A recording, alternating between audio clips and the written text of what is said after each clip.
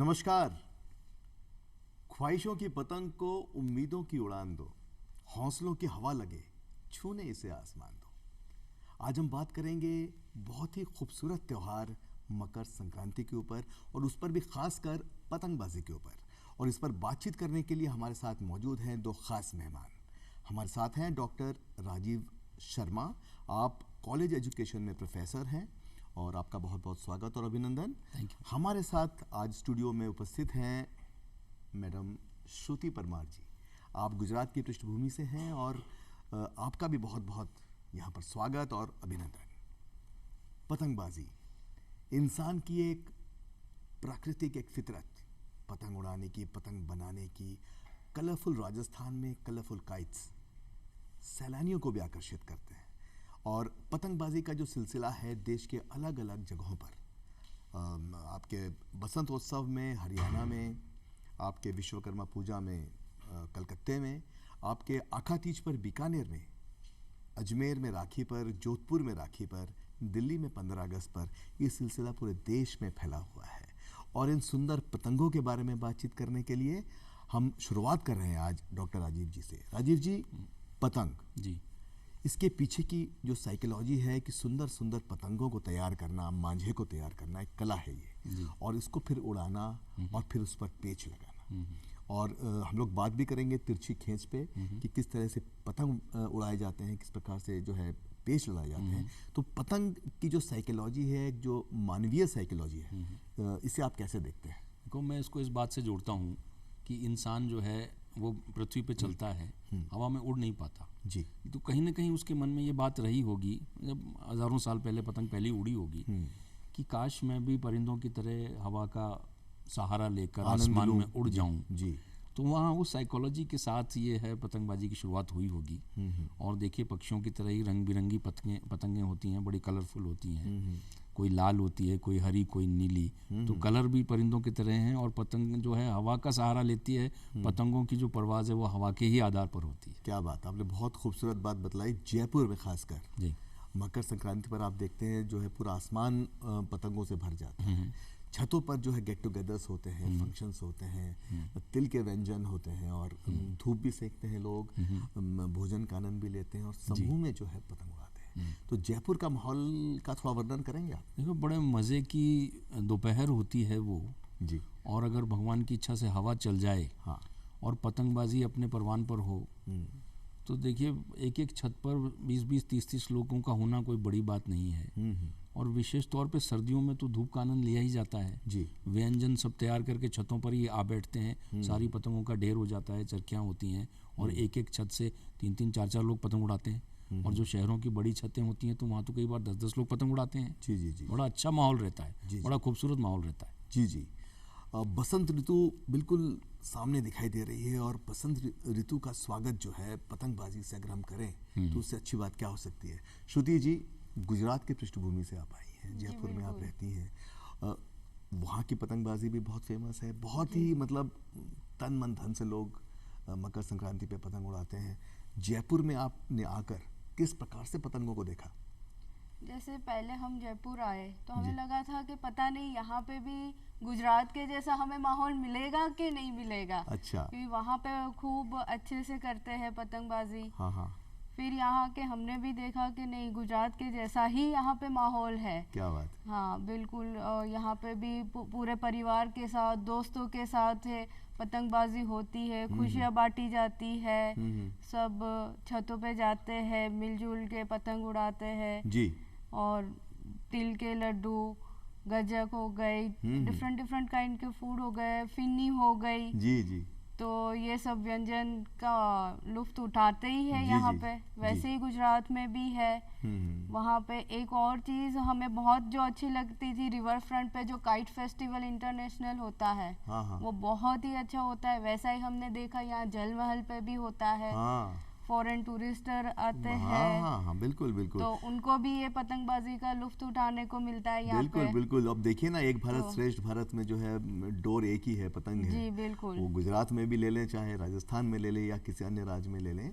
और मैं खासकर ये जानना चाहता हूँ, मैं देखता हूँ कि सब तरफ जो महिलाएं हैं पतंगबाजी में भी बहुत इंटरेस्ट लेती हैं। जी जी। और केवल व्यंजन में नहीं, केवल घर के काम की तरफ नहीं, पतंग को जो है उड़ाने में, पेच लड़ाने में, चरखी पकड़ने में, और पूरा जो है डोमिनेट करती हैं वो उस फेस्टिवल को। तो महिला के रूप में आप यहाँ की जो हमारी देवियाँ हैं, हमारी जो माताएं बहनें हैं, उनको कैसे देखती हैं? किस तरह से वो, उनका एंथुजियाज्म, उनकी एनर्जी कैसी लगती है आपको? नहीं, यहाँ पे भी ऐसी ही गुजरात के जैसी ही महिलाओं में एनर्जी है, और अब तो और ज़्यादा बढ़ने लगी है। ऐसा नहीं है पहले के जैसे कि सिर्फ चरखी पकड़ना है या सिर्फ वो खाना बना बहुत लोग चरखी पकड़ते हैं, वो उड़ाते हैं। हाँ, जैसे अब उनके पति देव चरखी पकड़ते हैं और वो पतंग उड़ाते हैं। ये बात हुई ना कुछ? ये है। तो बहुत अच्छी बात आपने बतलाई। और अच्छा, इसमें व्यंजन किस किस प्रकार के आप तैयार करती हैं? जैसे हमारे गुजरात का तो वर्ल्ड फेमस है ऊंधिया। अच्छा। तो वो बनता है। अच्छा। फिर तिल के लड्डू हो जाते हैं। हाँ हाँ। फिर मुरमुरे के लड्डू हो जाते हैं। हाँ। हमारे जलेबी होती है। जलेबी बनती है। बिल्कुल। हमारे यहाँ दूध फीणी जो है बहुत पॉपुलर है। अच्छा। हमारे यहाँ गजक तो चलती है, गुड़ की गजक है। हाँ। रेवड़ियाँ हैं, गरम गरम गाजर का हलवा भी जो है परोसा जाता है। कचौरी समोसे का तो क्या कहना, वो तो सब जगह विराजमान हो जाते हैं। तो ये सारे डिशेस हैं। राजीव जी, एक पतंग जी है ना, क्योंकि पतंग बहुत ही एक खूबसूरत आर्ट है ना, एक कला है। पतंगों का चयन, पतंगों के कन्ने डालना, और फिर जो है उसको एक अच्छे से अंदाज में उड़ाना जी, और उड़ाने के बाद पेच लड़ाना जी, और पेच लड़ाने के बाद अगर कट जाए तो उसको सिमटाना। ये सारी चीज़ें एक कलात्मक चीज़ है जी। तो एक पतंग एक्सपर्ट के रूप में आप हमें बताएं कि अगर किसी को पतंगबाजी करनी है जी, तो वो किस प्रकार से पतंगों का चयन करे, पतंगों की सार संभाल कैसे करे, खुद की भी सार संभाल, क्योंकि दिन भर वो छत पे रहता है, आंखों में स्ट्रेस रहता है और कंधे भी दर्द करते हैं। हाँ जी। तो पतंगबाजी कैसे करें? तिरछी खींच वाली जो बात, बिल्कुल, वो तिरछी खींच कैसी लगाई जाए, कब लगाई जाए, कहाँ लगाई जाए? मुझे बड़ी खुशी हो रही है कि जिस पैशन को मैंने बचपन से संभाला, दुनिया भर की पतंगें उड़ाई, दोस्तों की छतों पे जाके, दोस्तों को मेरी छतों पे बुलाकर जो मैंने पतंगबाजी की है, आज मैं आप सब लोगों के सामने डिटेल में समझाना चाह रहा हूँ कि कैसे तकनीकी बातें जो जुड़ी हुई हैं पतंगबाजी से। जी जी जी। पतंग चंदन जी छोटी भी होती है और अच्छा। पतंग बड़ी भी होती है। तो पहला मैं यहीं से बात शुरू करूँगा कि छोटी पतंग कब उड़ाई जाए और बड़ी पतंग कब उड़ाई जाए। जी जी। अगर हवा तेज़ हो, हवा का बहाव तेज़ हो तो छोटी पतंग उड़ेगी जी, और अगर हवा का बहाव कम है, हवा कम चल रही है, तो बड़ी पतंग उड़ेगी जी। अब यह है कि हवा के बहाव के हिसाब से ही तंग डाले जाएंगे, उनको कन्ने भी कहते हैं।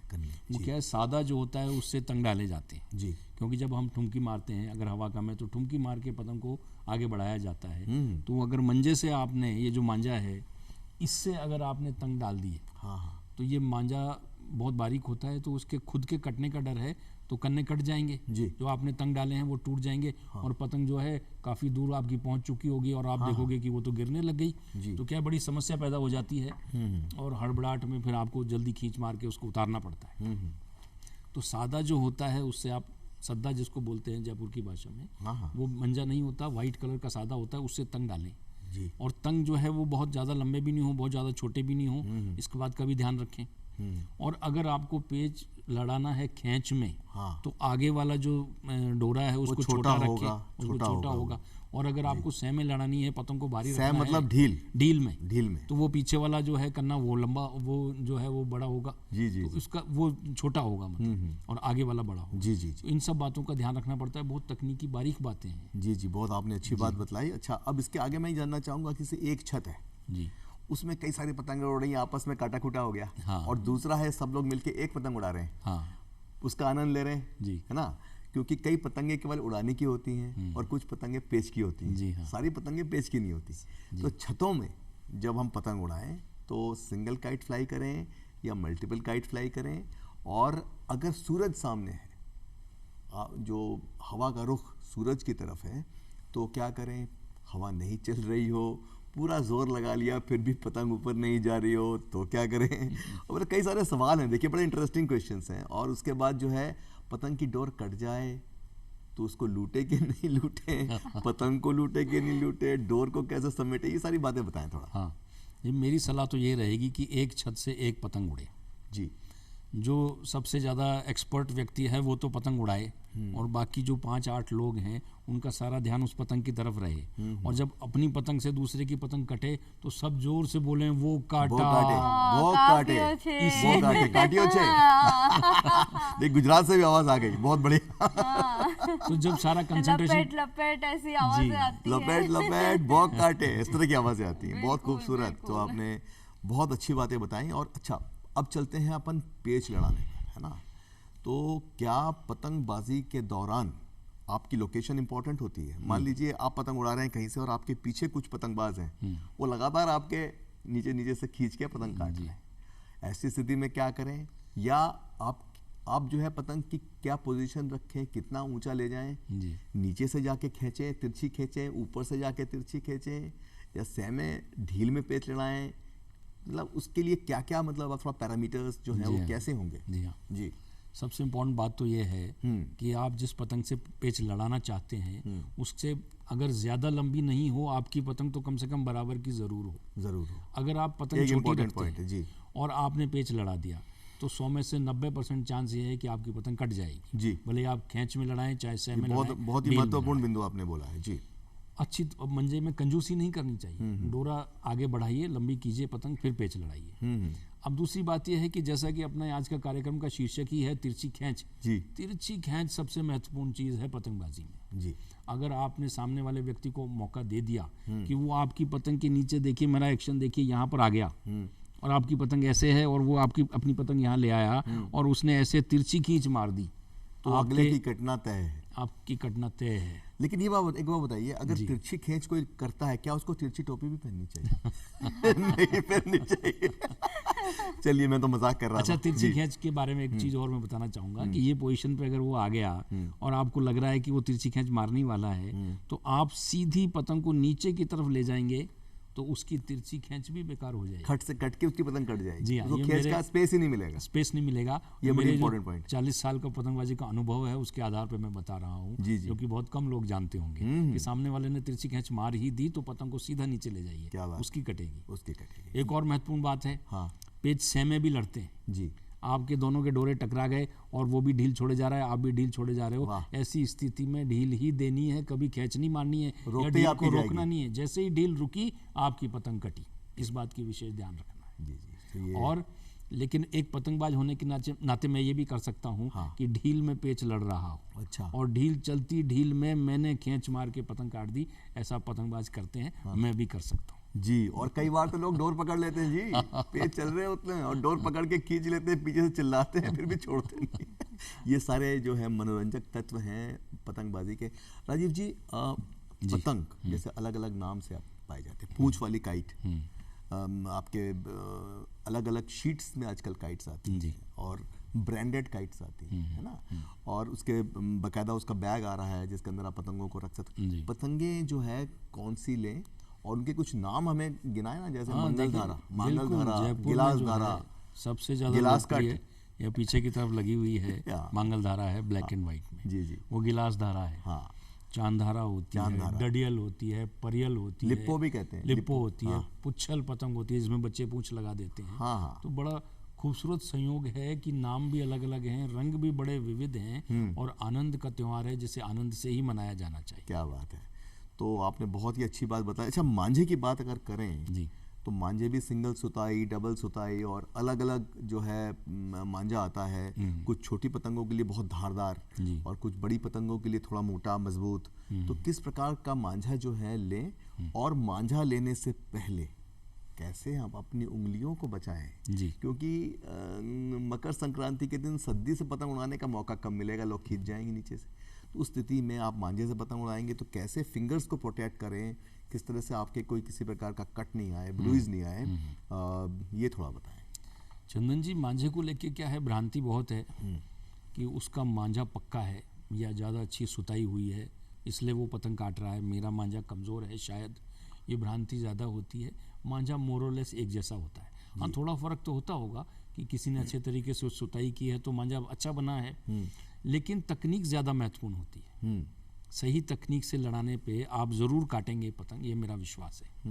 अच्छा, मांझे के ऊपर क्योंकि कांच के बुरादे से सुताई होती है, इसलिए अपनी अंगुलियों के ऊपर जो मेडिकल टेप आता है उसको बांध लेना चाहिए पतंगबाजी शुरू करने से पहले ही। जी। अंगूठा भी यहाँ से बहुत कटता है, तो अंगूठे के ऊपर बांध लें, इन अंगुलियों के ऊपर बांध लें। हाँ, उसमें सिंपल इक्वेशन ये है कि आप डोर को पकड़ेंगे ना, तो डोर जहाँ जहाँ जिन जिन उंगलियों को टच कर रही है वहाँ वहाँ टेप से उसको रैप कर लें, और तब आपका हाथ प्रोटेक्टेड रहेगा। तो अगर आप खींच में भी लगा रहे हैं, ढील में भी लगा रहे हैं, तो आपकी उंगलियां जो है, फिंगर्स, हाँ, है ना। और लेकिन हम लोग इस पर एक और बहुत इम्पोर्टेंट बात आगे करेंगे, वो ये कि पतंगबाजी जो है, ठीक है, आनंद हमें प्राप्त होता है, एक सेलिब्रेशन है, सेलिब्रेशन ऑन रूफ टॉप्स कहते हैं हम लोग, और छतों पे हम लोग पूरा जो है, जयपुर शहर के बूंदी में भी खूब पतंगें उड़ती है संक्रांत के नाम पे, और पतंगें उड़ाएं, एंजॉय करें, लेकिन एक बात का बहुत ध्यान रखें, वो ये कि पंछी, नदियाँ, पवन के झोंके कोई सरहद ना इन्हें रोके, है ना। ऐसा जावेद अख्तर साहब ने कहा है।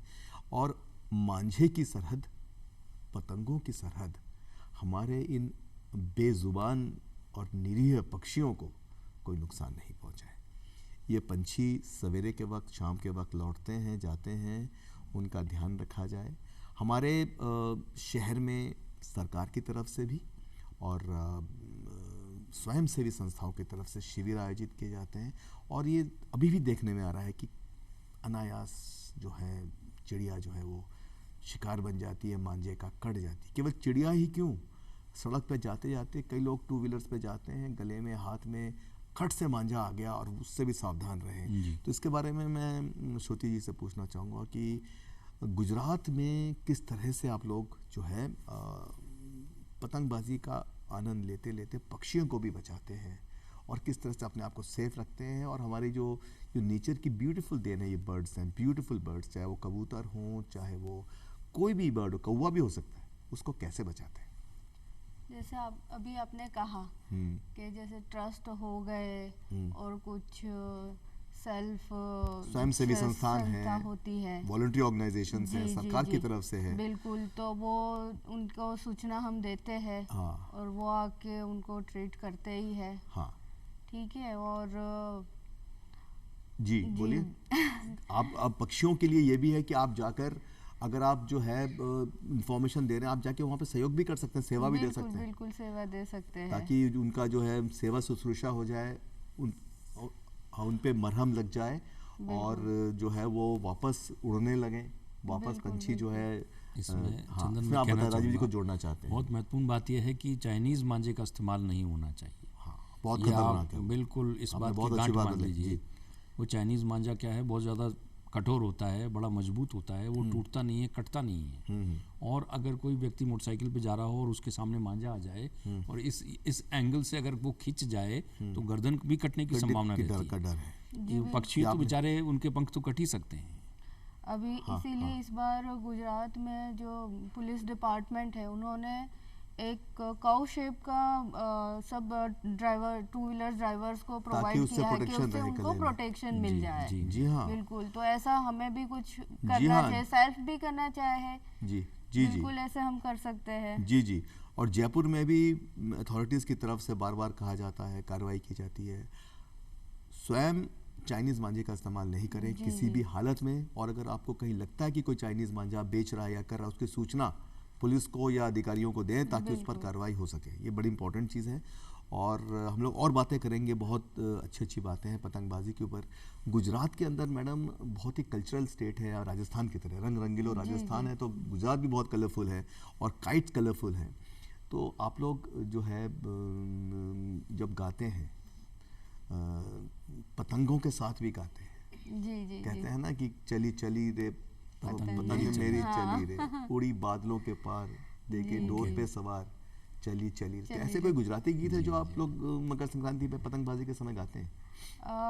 गुजराती तो इतने नहीं है, बट हिंदी वाले अपने जो है, एक आध तो गुनगुनाइए ना।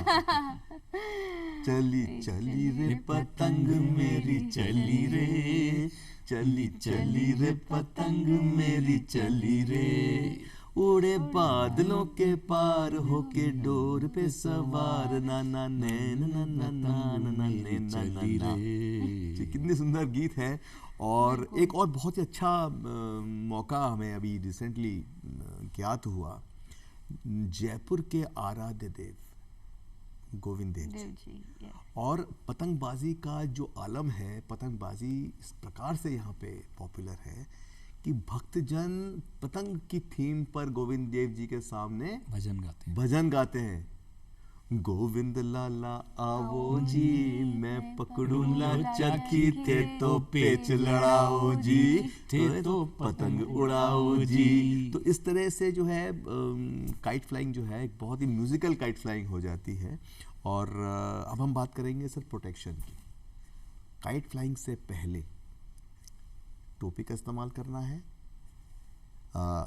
चश्मा लगाना है, खान पान क्या करना है, जैसे खूब जल पीना है या दूध फीनी लीजिए, नींबू पानी लीजिए ताकि आप एनर्जाइज रहें।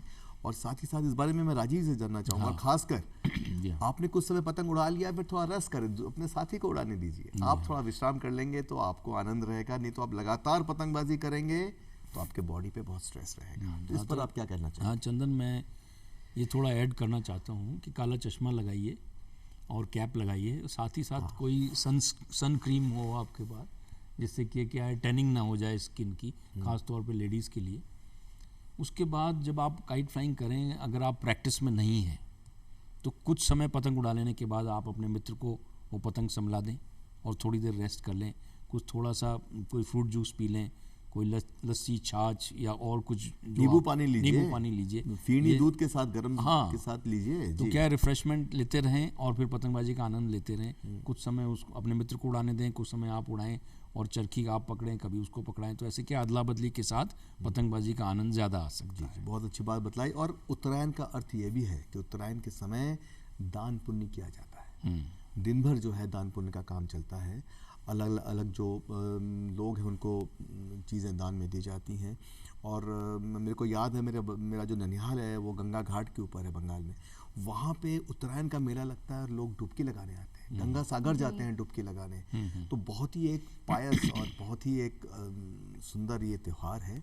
और इस पर जो है मैं विशेष रूप से श्रुति जी से जानना चाहता हूँ कि दान पुण्य वाला जो काम है, या जो पक्षियों वाला काम है, या जो व्यंजनों वाली बात है, इसमें गुजरात से आकर आप राजस्थान में नई नई चीज़ें क्या देखी आपने? यहाँ पे हमने देखा कि सबसे पहले तो फिनी यहाँ का हमें डिफरेंट लगा। अच्छा।